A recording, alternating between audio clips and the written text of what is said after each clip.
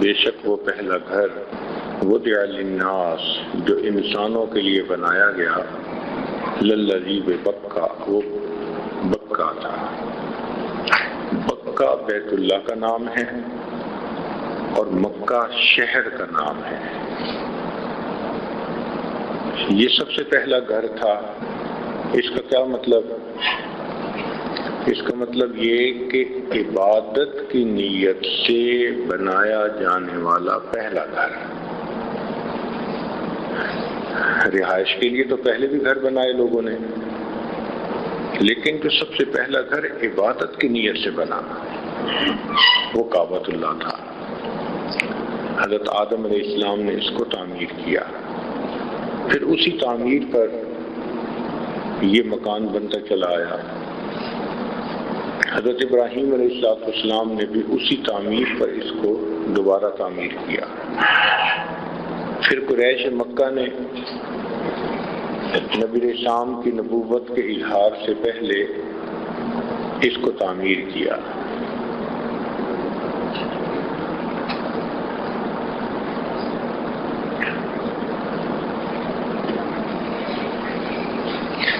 تو دنیا میں عبادت کی نیت سے سب سے پہلا گھر جو بنا وہ بیت اللہ تھا۔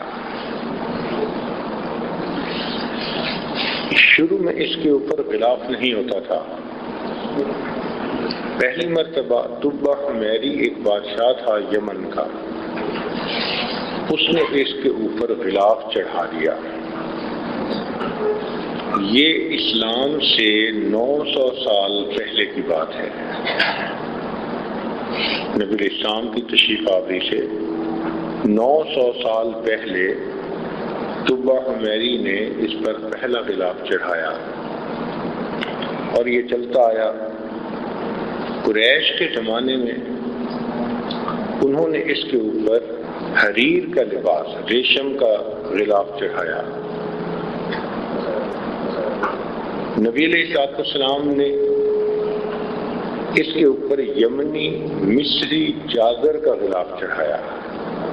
چونکہ نبی علیہ السلام نے اس عمل کی تصدیق فرما دی، اس لیے اب یہ ایک شرعی چیز ہو گئی۔ پھر عباسی خلفاء نے اس کے اوپر سیاہ رنگ کا جو غلاف تھا اس کو پکا کر دیا۔ پہلے کبھی سیاہ رنگ کا ہوتا تھا، کبھی سبز رنگ کا بھی ہوتا تھا۔ ابھی بھی آپ اگر دیکھیں تو بیت اللہ کے باہر کی طرف جو غلاف ہے وہ سیاہ رنگ کا ہے، جو اندر کی طرف ہوگا وہ آپ کو سبز رنگ کا نظر آئے گا۔ انشاءاللہ امید ہے کہ آپ کسوۃ الکعبہ ایک جگہ ہے جہاں پر بیت اللہ کا غلاف بنتا ہے، وہاں زیارات کے دوران تشریف لے جائیں گے اور غلاف کو خود اپنی آنکھوں سے بنتا دیکھیں گے۔ یہ ریشم کے دھاگے سے بنتا ہے اور ساتھ اس پر جو لکھائی ہے وہ سونے کی تاروں سے ہوتی ہے، سونے کا دھاگا۔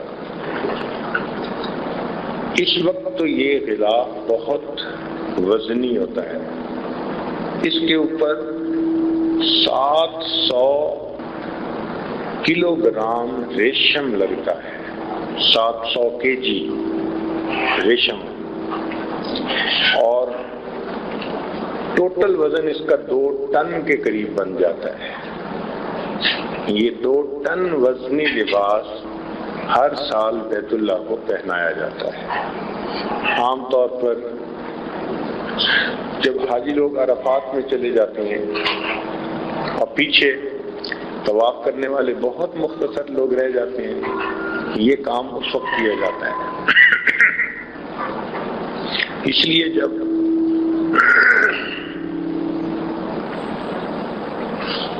طواف زیارت کے لیے واپس آتے ہیں تو بالکل نیا نیا غلاف سامنے نظر آتا ہے۔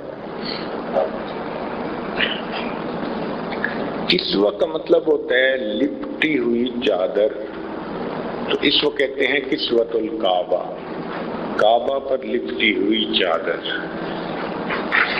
یوں سمجھ لیں کہ یہ بیت اللہ کا احرام ہے، یا دوسرے الفاظ میں یوں سمجھ لیں کہ یہ بیت اللہ کا برقع ہے، حجاب ہے بیت اللہ کا۔ اس میں کیا حکمت ہے؟ حکمتیں بہت ہیں۔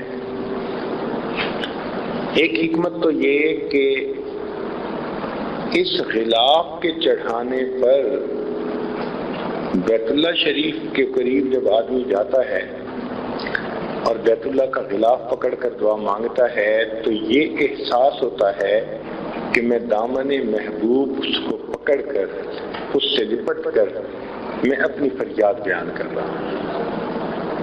محبوب کے دامن کو پکڑ کے اپنی فریاد کہنا، اس سے انسان کی یکسوئی بہت جاتی ہے۔ چنانچہ نبی علیہ السلام سے بھی غلاف کعبہ کو پکڑ کر دعا مانگنا ثابت ہے۔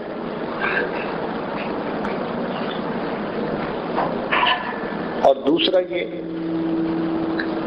کہ حسن کو اللہ رب العزت نے ہمیشہ پردے میں ہی پسند فرمایا ہے۔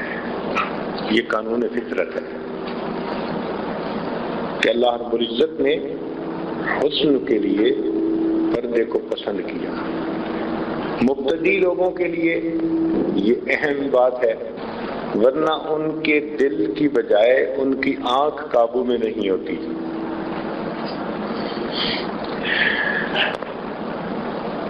یار لوگ جس محبت کے ساتھ خلاف کعبہ کو پکڑتے ہیں، سبحان اللہ، اگر اس پر یہ نہ کہا جاتا کہ بھائی طواف کے دوران بیت اللہ کی طرف نہ دیکھیں، تو پتہ نہیں بیت اللہ سے لپٹ کر ان کا کیا حال ہوتا۔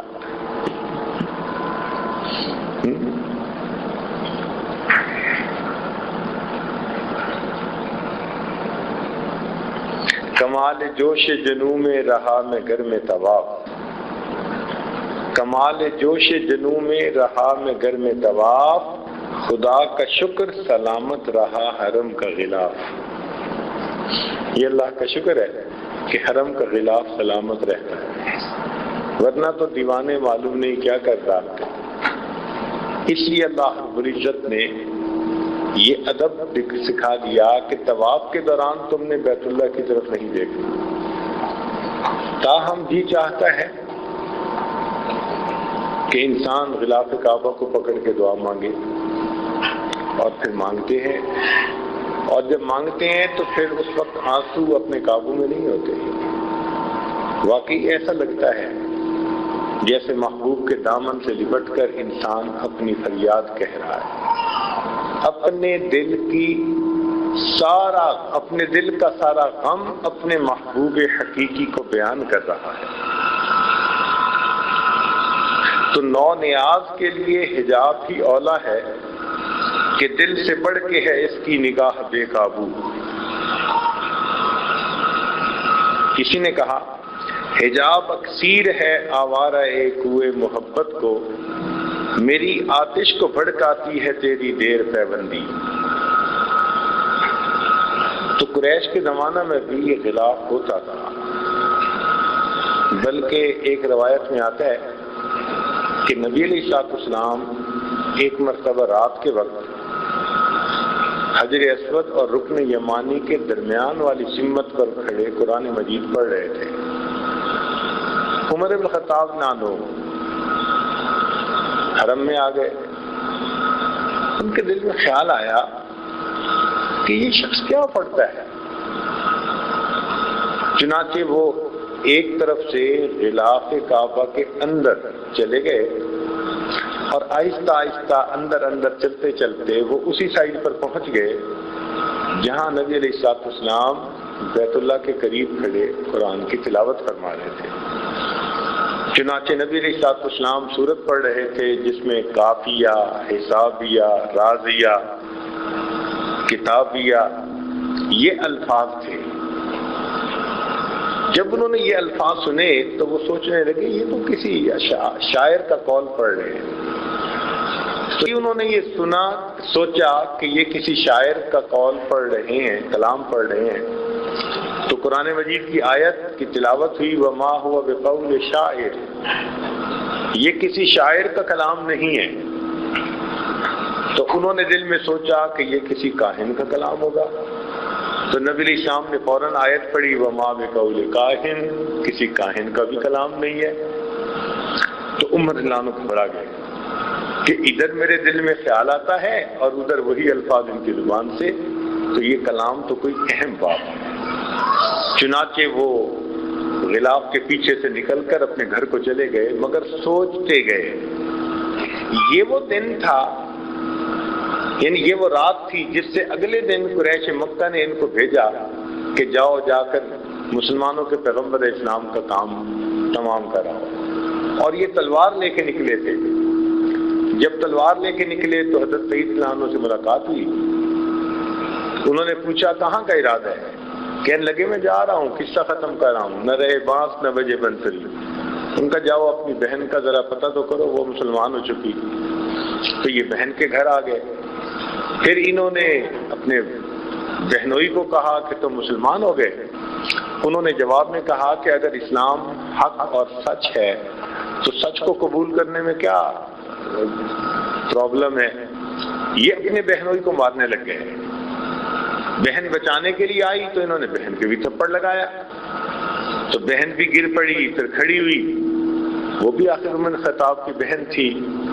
تو بہن نے پھر وہ تاریخی جملہ کہا، اس نے کہا عمر جس ماں کا دودھ تو نے پیا ہے اسی ماں کا دودھ میں نے پیا ہے۔ جسم سے جان تو نکال سکتا ہے، ایمان جسم سے نہیں نکال سکتا۔ یہ الفاظ تھے کہ جو بجلی بن کر گرے۔ اب خیال تو پہلے سے تھا کہ یہ کوئی خاص کلام ہے، تو یہ اپنی بہن سے کہنے لگے کہ اچھا مجھے بھی سناؤ تم کیا پڑھ رہے تھے۔ اس نے کہا تو پاک نہیں ہے، پہلے غسل کر پاک ہو پھر اس کلام کو سن سکے گا۔ چنانچہ انہوں نے غسل کیا، پھر پوچھا کہ وہ کلام سناؤ، تو اس پر اس صحابی نے وہ کلام سنایا، طٰہٰ ما انزلنا علیک القرآن لتشقیٰ الا تذکرۃ لمن یخشیٰ۔ پھر سنتے سنتے جب اس آیت پر پہنچے، اننی انا اللہ لا الہ الا انا فاعبدنی واقم الصلاۃ لذکری، اللہ نے دل کے تالے کھول دیے۔ کہنے لگے اچھا مجھے بھی کلمہ پڑھاؤ، میں بھی مسلمان بنتا ہوں۔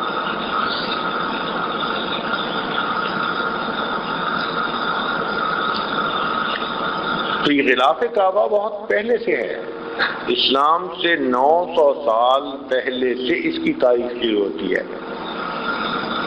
چنانچہ ایک مرتبہ ایک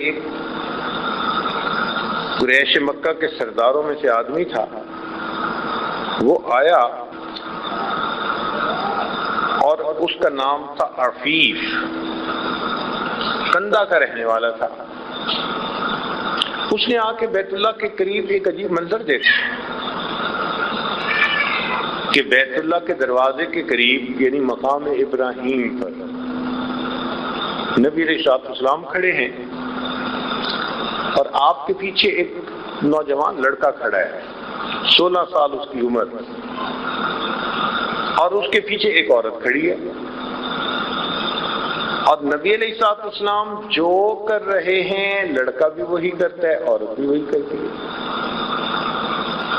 تو اس کو دیکھ کر بڑا تعجب ہوا، چنانچہ وہ عباس رضی اللہ تعالیٰ عنہ کو ملا اور مل کر کہنے لگا کہ مجھے لگتا ہے کہ کوئی بڑا واقعہ پیش آنے والا ہے۔ اس نے پوچھا کیوں؟ کہنے لگا میں بیت اللہ گیا تھا تو میں نے بیت اللہ کے قریب یہ ایک منظر دیکھا۔ اس نے کہا وہ جو آگے کھڑے تھے وہ محمد بن عبداللہ تھے صلی اللہ علیہ وسلم، اور ان کے جو پیچھے لڑکا تھا وہ ان کا اپنا ہی گھر کا بچہ ہے، اس کا نام علی ہے، اور جو پیچھے عورت تھی وہ ان کی بیوی، اس کا نام ختیجہ ہے۔ اصل میں جبریل علیہ السلام نے جب نماز کا حکم آ کر دیا تو نبی علیہ السلام کو نماز پڑھنا بھی سکھائی، بتائی۔ نبی علیہ السلام نے جبریل علیہ السلام سے وہاں نماز سیکھی۔ پھر آپ جب نماز پڑھنے لگے تو آپ کے پیچھے حضرت رضی اللہ عنہ ہوتے تھے اور ان کے پیچھے آپ کی اہلیہ خدیجہ الکبریٰ ہوتی تھی۔ تو یہ نماز کا منظر دیکھ کر وہ قریشی سردار اتنا متاثر ہوا کہ وہ کہنے لگا کہ مجھے لگ رہا ہے کہ کوئی بڑا واقعہ پیش آنے والا ہے۔ آج بھی اگر آپ جائیں تو بیت اللہ شریف کے دروازے والی سائڈ پر، دروازے سے تھوڑا رائٹ کی طرف آپ دیکھیں تو وہاں نیچے بنیادوں پر کچھ پتھر لگے ہوئے ہیں، تو آپ کو ایک جگہ 5-6 پتھر نظر آئیں گے چھوٹے چھوٹے لگے ہوئے۔ تقریباً یہ وہ جگہ ہے جہاں پر نبی علیہ السلام نے سب سے پہلی نماز پڑھی۔ تو کوشش کریں اگر موقع مل سکے، عورتوں کے لیے تو ذرا مشکل ہوتا ہے، رات میں تو ہم نے عورتوں کو بھی وہاں نماز پڑھتے دیکھا، اگر وہاں موقع مل سکے تو وہاں 2 رکعت نفل پڑھ کر اللہ سے یہ دعا مانگیں کہ اے اللہ، آپ کے پیارے حبیب صلی اللہ علیہ وسلم نے امت کو نماز پڑھنی یہاں سکھائی، میں بھی 2 رکعت پڑھ رہا ہوں، مجھے بھی نماز صحیح طریقے سے پڑھنا آپ سکھا دیجئے۔ نماز کا جو خشوع ہے اور خضوع ہے، اے اللہ مجھے بھی عطا فرما دیجئے۔ مقام احسان والی نماز جس کے بارے میں آپ نے فرمایا ان تعبد اللہ کأنک تراہ فإن لم تکن تراہ فإنہ یراک، اللہ مجھے بھی زندگی میں ایسی نماز پڑھنے کی توفیق عطا فرما دیجیے۔ تو اسی جگہ پر جب آپ جا کر دعا مانگیں گے تو نسبت تو بڑی چیز ہے نا، نسبت سے تو عزتیں ملتی ہیں، نسبت سے تو نعمت جلدی ملتی ہے۔ نسبت کی بات چلی تو آپ غور کریں کہ 2 اینٹیں ایک ہی بھٹے پہ بنتی ہیں، ایک جیسا رنگ ہے، ایک جیسا سائز ہے، ایک جیسی ڈیزائن ہے، قیمت بھی ایک جیسی ہے۔ ایک اینٹ کو لا کر آدمی مسجد میں لگا دیتا ہے جو بیت اللہ کہلاتی ہے، اور ایک کو بیت الخلاء میں لگا دیتا ہے، ٹوائلٹ میں لگا دیتا ہے۔ دونوں کی نسبت الگ ہو گئی، ایک نسبت ہو گئی بیت اللہ سے اور ایک نسبت ہو گئی بیت الخلاء سے۔ جو بیت اللہ سے نسبت ہوئی وہاں یہ عظمت ملی کہ اس اینٹ کے اوپر اپنی پیشانی ٹیکتا ہے، اور جو بیت الخلاء میں لگ گئی وہ صاف بھی ہو تب بھی انسان جوتے بغیر وہاں پاؤں رکھنا پسند نہیں کرتا، ادھر جوتے کے ساتھ پاؤں رکھتا ہے، ادھر پیشانی ٹیکتا ہے۔ نسبت نے دونوں اینٹوں کے عزت میں کتنا فرق ڈال دیا۔ تو یہ نسبت تو بڑی چیز ہے۔ اب ذرا غور کیجئے کہ نسبت کی برکتیں کیا ہیں۔ اللہ رب العزت نے اس امت کو حجر اسود عطا فرمایا۔ ذرا غور کرنا، اس امت پر اللہ کی بڑی بڑی نعمتیں، چنانچہ ذرا توجہ فرمائیے کہ بنی اسرائیل کو اللہ نے کیا نعمتیں دیں اور امت محمدیہ صلی اللہ علیہ وسلم کو اللہ نے کیا نعمتیں دیں۔ بنی اسرائیل میں سید صاحب اسلام فرماتے ہیں ان معی ربی، میرا رب میرے ساتھ ہے، حالانکہ پوری قوم ساتھ ہے، مگر وہ فرماتے ہیں ان معی ربی، میرا رب میرے ساتھ ہے۔ اور اس امت کو دیکھیں اللہ رب العزت نے کیا مقام دیا کہ صدیق اکبر عنہ نبی علیہ السلام کے ساتھ ہیں غار ثور میں، تو نبی علیہ السلام فرماتے ہیں ان اللہ معنا، اللہ ہمارے ساتھ ہے۔ وہاں کیا فرمایا کہ میرے ساتھ ہے، امت کا تذکرہ نہیں، اور یہاں پر نبی علیہ السلام کیا فرماتے ہیں ان اللہ معنا، اللہ ہمارے ساتھ ہے۔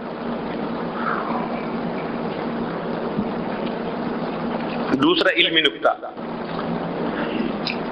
حضرت یعقوب علیہ السلام حضرت یوسف علیہ السلام کے خواب سنانے پر ان کو فرماتے ہیں کہ یہ خواب اپنے بھائیوں کو نہ بتانا، کہیں تمہارے خلاف کوئی تدبیر نہ کریں، انسانی فطرت ہے۔ اور پھر اس کے بعد فرماتے ہیں وَكَذَلِكَ يَجْتَبِيكَ رَبُّكَ،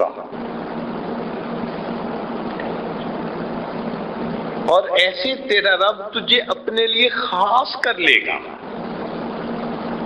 یعنی ان کو ایک ایسا صیغہ استعمال کیا کہ کر لے گا،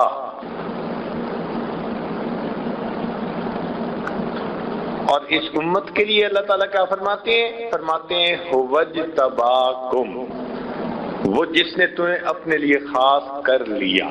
ادھر مستقبل کا صیغہ اور ادھر ماضی کا صیغہ. سبحان اللہ. جو علم کے ساتھ ذوق رکھنے والے ہیں وہ اس فرق کو محسوس کریں گے کہ اللہ رب العزت کے اس امت پر کتنا احسان کہ وہاں ایک نبی کے بارے میں ایک نبی فرما رہے ہیں کذالک یجتبیک ربک. اللہ اکبر. اور یہاں پر اللہ پوری امت کے بارے میں فرماتے ہیں هو اجتباکم، وہ ذات جس نے تمہیں اپنے لیے پسند کر لیا. امت محمدیہ پر اللہ رب العزت کی یہ رحمت ہے.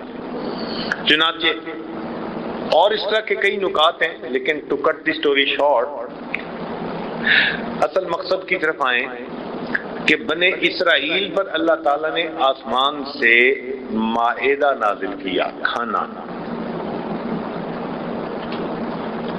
امت نے کہا اور عیسیٰ علیہ السلام نے دعا مانگی ربنا انزل علینا مائدۃ من السماء، ہمارے لیے آسمان سے مائدہ اتار دیجیے. یہ جو مائدہ کا لفظ ہے نا، یہ کھانے کے لیے استعمال ہوتا ہے، اور ہمارے پنجابی زبان میں بھی یہی لفظ استعمال ہوتا ہے. ہم اسے میدا کہتے ہیں. وہ جو آٹا ہوتا ہے نا، آٹے میں سے ریفائنڈ آٹا نکال لو تو اس کو کہتے ہیں میدا. وہ بھی کھانے کی چیز ہے. بنیادی طور پہ یہ قرآنی لفظ ہے جو ہماری زبان کے اندر آ گیا. تو اللہ تعالیٰ نے بنی اسرائیل کو مائدہ کھانے کی چیز عطا فرمائی، آسمان سے نازل فرمائی امت کے لیے. اس امت کو اس پر بڑا ناز کہ جی ہمیں اللہ تعالیٰ نے آسمان سے چیز نازل عطا کر دی. اللہ تعالیٰ نے امت محمدیہ کے لیے آسمان سے حجر اسود کو اتارا. ذرا توجہ فرمائی. اسود کو اتارا اور اس حجر اسود کو بیت اللہ کے کونے پہ لگوا دیا. اب وہ کھانے پر ناز کرتے ہیں جو کچھ عرصہ کے لیے کچھ لوگوں کو ملا. اللہ نے امت کے سب لوگوں کے لیے اور ہمیشہ کے لیے ایک نعمت اتار دی. چنانچہ نبی علیہ السلام تشریف لائے، آپ نے حجر اسود کو بوسہ دیا. اب بوسے سے نسبت مل گئی، آسمان سے اتری ہوئی چیز تھی. محبوب کے بوسے نے اس پر نورن علی نور کا کام کر دیا. چنانچہ آج پوری امت اس بوسے کی یاد تازہ کرتی ہے، حجر اسود کو بوسہ دیتی ہے. عمر رضی اللہ تعالیٰ عنہ بھی حجر اسود کو بوسہ دیتے ہیں اور بوسہ دے کر کہتے ہیں تیرے بوسے کو ہم دیتے ہیں بوسہ حجر اسود پر. کہ اللہ کے پیارے حبیب صلی اللہ علیہ وسلم آپ نے جو بوسہ دیا تھا نا، اس بوسے کو ہم بوسہ دے رہے ہیں.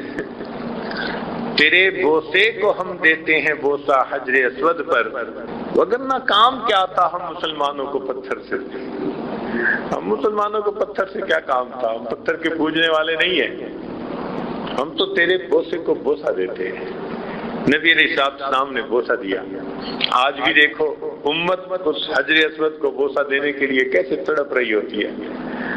جائیں تو وہاں لوگوں کا جذب دیکھیں، جنون دیکھیں. دیوانہ وار جیسے لوگ ہوتے ہیں نا، ایسے. اور مرد تو مرد، عورتوں کا بھی حال وہی. حجر اسود کو بوسہ دینے کے لیے دیوانے. اللہ اکبر. تو بوسے کی نسبت سے اللہ نے اس کی شان بڑھا دی. اب ذرا غور کیجئے گا، حدیث پاک میں آتا ہے کہ حجر اسود یمین اللہ فی الارض. اکرمہ رضی اللہ تعالیٰ عنہ روایت فرماتے ہیں، کہتے ہیں کہ یہ حجر اسود دنیا میں اللہ رب العزت کا داہنا ہاتھ ہے. اور اس پر پھر محدثین نے لکھا کہ روایت میں آیا ہے کہ جس شخص کو نبی علیہ السلام کا زمانہ نہ مل سکا، اگر اس نے آ کر بیت اللہ کے اس پتھر کو حجر اسود کو بوسہ دے لیا تو بوسہ دینے سے اس کو اللہ سے اور نبی علیہ السلام کے ہاتھوں پر بیعت کرنے کی سعادت حاصل ہوگی۔ اللہ اکبر کبیرہ، یہ اتنا بڑا کام ہے، اتنا بڑا عمل ہے جی، کہ جس نے نبی علیہ السلام کا زمانہ نہیں پایا اور اس نے حجر اسود کو چھو لیا، بوسہ دے لیا، اس نے گویا اللہ رب العزت اور حضور اکرم صلی اللہ علیہ وسلم کے ہاتھ پر بیعت کر لی۔ آج کسی کام کو محفوظ کرنا ہوتا ہے نا تو پھر ویڈیو کیمرے کے سامنے لاتے ہیں۔ آپ دیکھیں امیگریشن سے نکلتے ہیں نا تو پاسپورٹ چیک کرتے ہوئے کہتے ہیں ذرا کیمرے کے سامنے آئے، اس کو محفوظ کرتے ہیں۔ اسی طرح حجر اسود انسان کے قلبی احوال کیفیات کو محفوظ کر لیتا ہے۔ چنانچہ جب فتح مکہ ہوا تو نبی علیہ السلام کے ہاتھ پر 2000 لوگوں نے ایک دن میں بیعت کی، 2000 لوگوں نے۔ حدیث مبارکہ میں آتا ہے کہ نبی علیہ السلام اس کونے پر بیٹھے جہاں حجر اسود ہے اور پوری قوم بالکل حجر اسود کے سامنے تھی، اور یہیں بیٹھ کر نبی علیہ السلام نے ان سے بیعت لی۔ تو اگر ان لوگوں نے اسی جگہ بیٹھ کر نبی علیہ السلام سے بیعت لی تو ایسا بھی تو ہو سکتا ہے نا کہ ہم بھی حجر اسود والی لائن کے اوپر 2 رکعت نفل پڑھ کے اللہ سے توبہ کی دعا مانگیں، اے میرے اللہ تیرے محبوب کے ہاتھوں پر ایک وقت قریش نے آ کر توبہ کی تھی، میں اس امت کا ایک گنہگار بندہ آج ایسے وقت میں پہنچا کہ تیرے محبوب دنیا میں نہیں، میں اسی جگہ آ کر بیٹھا ہوں، اسی ویڈیو کیمرے کے سامنے جس کو حجر اسود آپ کہتے ہیں، جو آپ کی رحمت کا دایاں ہاتھ ہے، اور اے اللہ میں بھی یہاں بیٹھ کر آج سچے دل سے توبہ کر رہا ہوں، اللہ آپ بھی میری اس توبہ کو قبول فرما لیں۔ یقیناً اللہ کی طرف سے رحمت ہوگی اور اللہ رب العزت توبہ کو قبول فرمائے گا۔ یہ جو عمرے کے زائد دن ہے نا، یہ انہی کاموں کے لیے ہیں۔ ہم ایسی ایسی جگہوں پر بیٹھیں اور بیٹھ کر ہم اللہ سے دعائیں مانگیں۔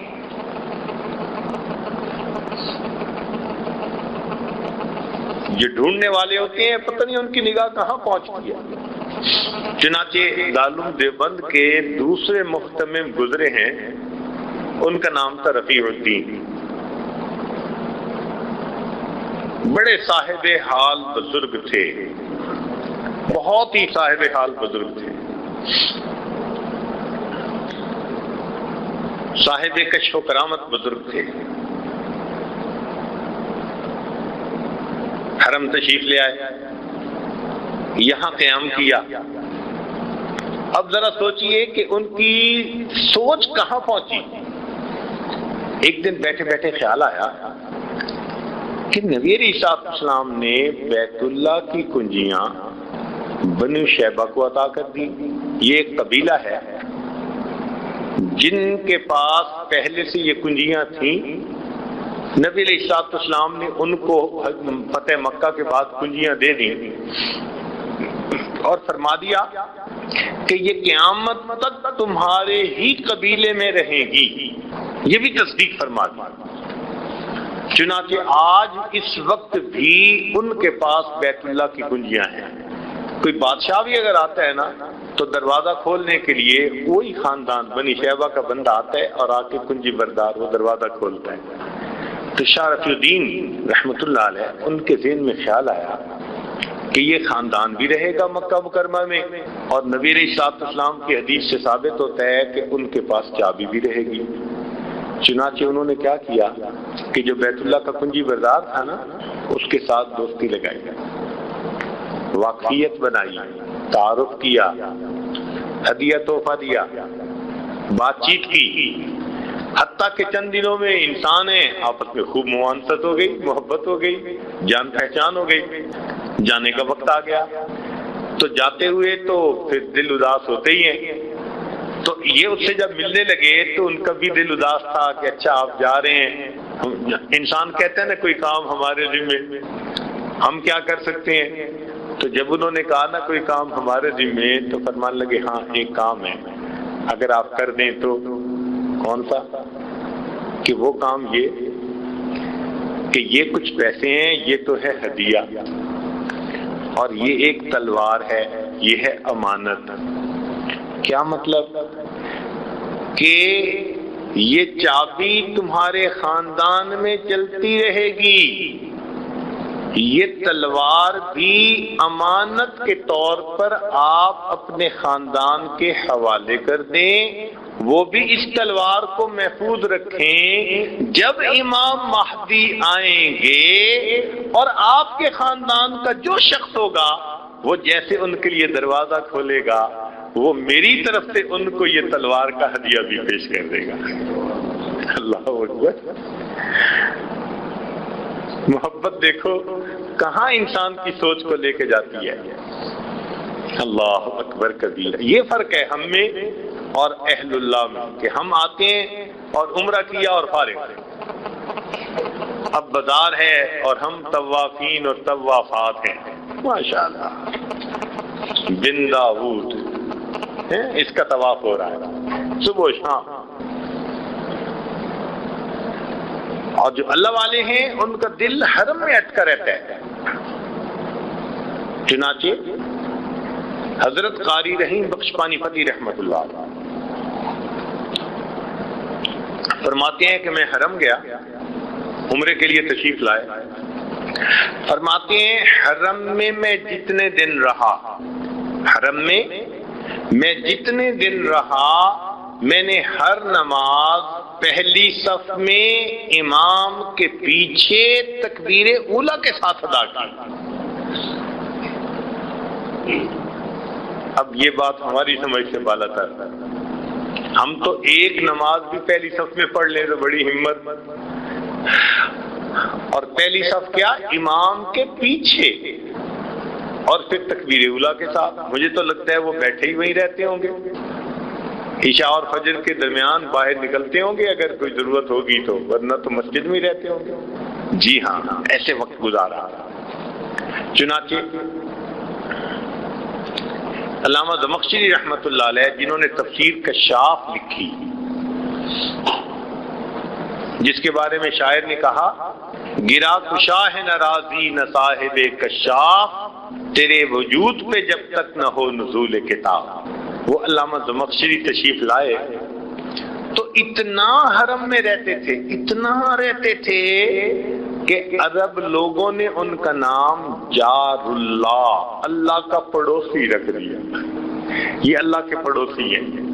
اب سوچیں کتنا وقت بیت اللہ کے پاس گزارتے ہوں گے کہ لوگوں نے ان کو پڑوسی کہا۔ یہ کوئی معمولی بات تو نہیں ہے نا،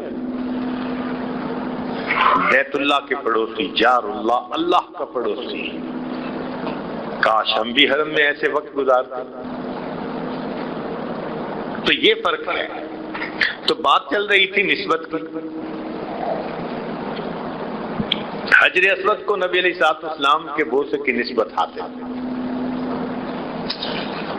اور قریب ایک دوسرا مقام بھی ہے جس کو کہتے ہیں مقام ابراہیم۔ اس مقام ابراہیم سیدنا ابراہیم علیہ السلام کے پاؤں سے لگنے کی نسبت حاصل، یہ مقام ابراہیم بنا۔ کہتے ہیں کہ یہ پتھر تھا کہ حضرت ابراہیم علیہ السلام نے جب بیت اللہ کی دیواروں کو تعمیر کیا تو پھر اونچے اونچے پتھر رکھنے کی ضرورت پیش آئی، تو اللہ نے اس پتھر کو ایسا بنا دیا کہ جتنی ضرورت ہوتی تھی یہ پتھر اونچا ہوتا جاتا تھا اور وہ پتھر وہاں رکھتے جاتے تھے۔ اس کے اوپر ان کے قدموں کے نشانات بھی ہیں، وہ آج بھی محفوظ ہیں۔ چنانچہ یہ پتھر جو مقام ابراہیم کا ہے، یہ پہلے لوز ایسے ہی پڑا ہوتا تھا، لیکن ہوا کیا کہ عمر فاروق رضی اللہ عنہ کے زمانے میں 17 ہجری میں بارشوں کا بہت سیلاب آیا، اور اس سیلاب میں یہ پتھر بھی اپنی جگہ سے ہل کر کہیں اور چلا گیا۔ اب عمر فاروق رضی اللہ عنہ کو پریشانی ہوئی کہ ایک تو اس پتھر کو ڈھونڈیں اور دوسرا اس کو ایگزیکٹ اس جگہ پر رکھیں جہاں نبی علیہ السلام کے زمانے میں تھا۔ بڑی پریشانی، بڑی حیرانی۔ اب سوچیں یہ کتنی فراست رکھنے والے صحابی۔ چنانچہ تلاش کیا، اللہ نے مہربانی کر دی کہ اجیاد کے طرف سے یہ مقام ابراہیم والا پتھر مل گیا۔ تو جب مل گیا تو پھر انہوں نے کہا کہ اب کون ہے جو مجھے یہ بتائے کہ اس کی ایگزیکٹ جگہ کون سی تھی؟ اندازہ تو سب کو معلوم تھا، ایگزیکٹ جگہ۔ چنانچہ اس وقت بنو اسحم کے ایک آدمی تھے مطلب بن وداع، وہ آئے اور عمر فاروق رانو کے سامنے کہنے لگے کہ امیر المومنین، ایک مرتبہ میرے ذہن میں یہ خیال آیا تھا کہ یہ پتھر ایسے ہی رکھا ہوا ہے، یہ کسی وجہ سے آگے پیچھے بھی ہو سکتا ہے، تو کیسے نشاندہی ہوگی کہ یہ اپنی جگہ کیسے ہوگا؟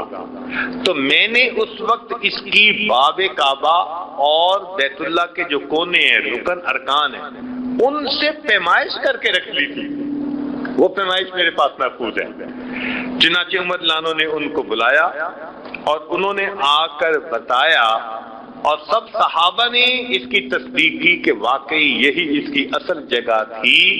اس سے پتہ چلتا ہے کہ جن صحابہ نے پتھروں کی پیمائش کر کے ان کو بھی محفوظ رکھا، انہوں نے اپنے محبوب کے اقوال اور اعمال کو کیسے محفوظ کیا ہوگا؟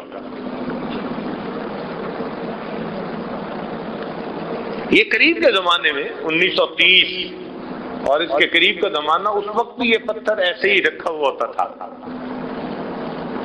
بلکہ ہمارے حضرت رحمت اللہ علیہ کے زمانے میں جب وہ حج پہ تشریف لاتے تھے تو اس پر بھی یہ پتھر تھا، اور اسی طرح فری اپنی جگہ پر رکھا ہوا ہوتا تھا، اس کو فکس نہیں کیا گیا تھا۔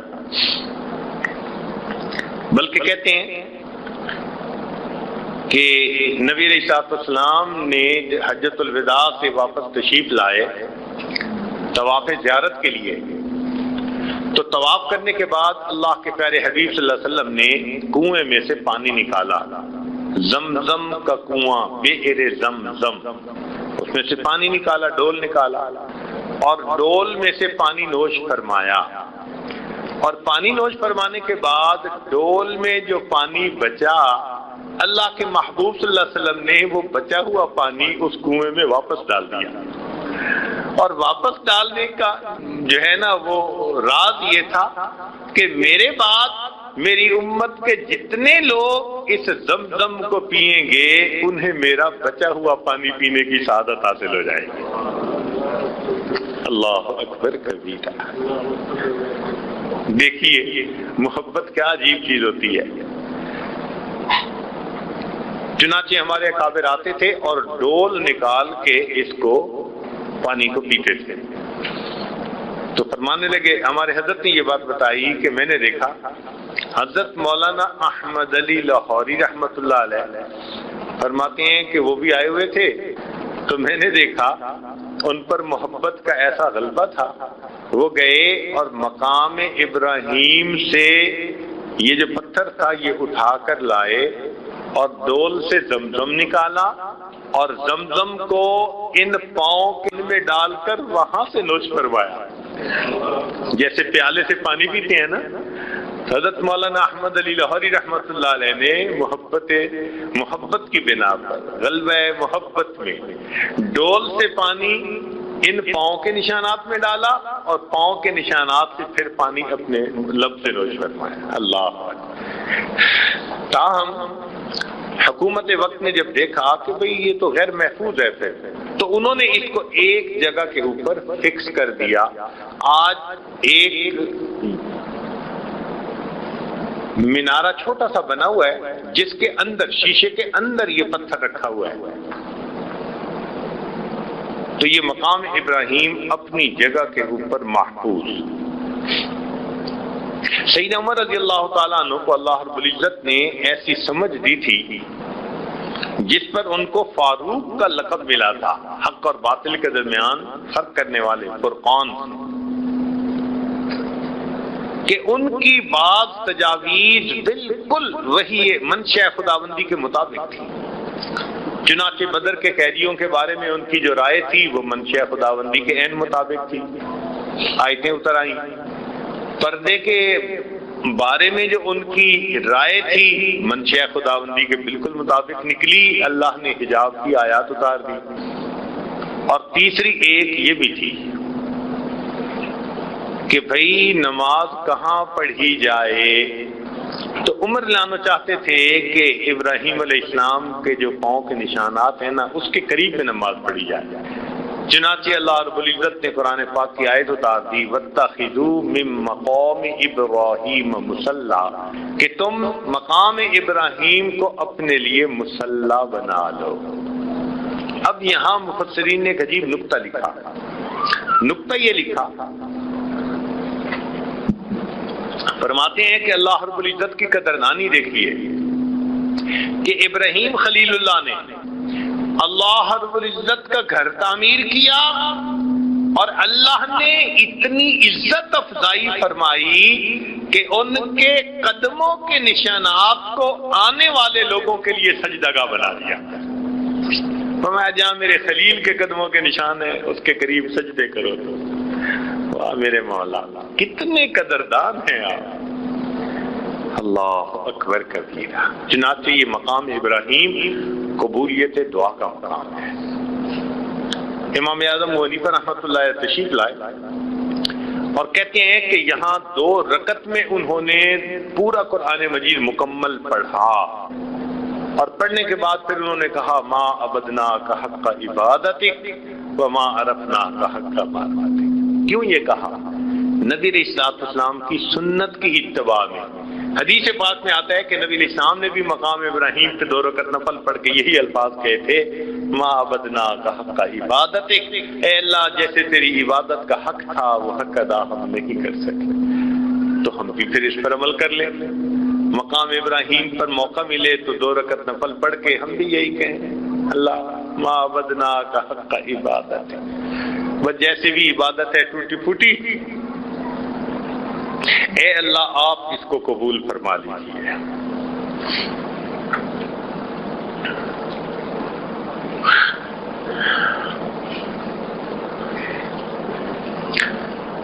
تو آج ہم نے بیت اللہ کے غلاف کے بارے میں، پھر حجر اسود کے بارے میں، اور پھر مقام ابراہیم کے بارے میں آج ہم نے کچھ بات کی۔ ایک آخری بات جو